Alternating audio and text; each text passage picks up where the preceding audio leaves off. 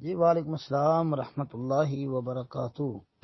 محترم بھائی کا یہ جی سوال ہے کہ بچے کے اندر جو روح پھونکی جاتی ہے وہ کس طرح سے پھونکی جاتی ہے، اور آدم علیہ السلام کے متعلق بھی بھائی نے پوچھا ہے۔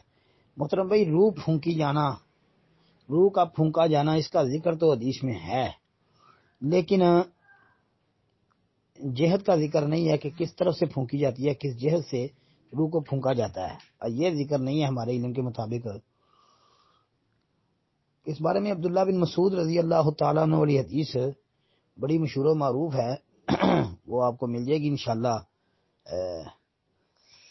صحیح بخاری کے اندر دیکھ لیں آپ، 6594 نمبر پر تفصیلی حدیث ہے۔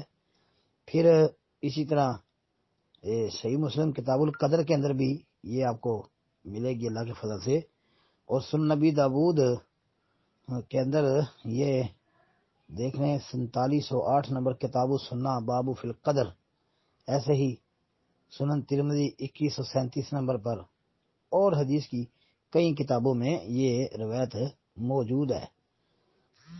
جی عبداللہ بن مسعود رضی اللہ تعالی عنہ والی۔ باقی اس میں بھائی جہد کا ذکر ہمارے علم کے مطابق نہیں ہے، نہ اس حدیث میں ہے، نہ اس کے علاوہ کسی جگہ جہد کا ذکر آتا ہے۔ باقی واللہ عالم۔ السلام علیکم ورحمۃ اللہ۔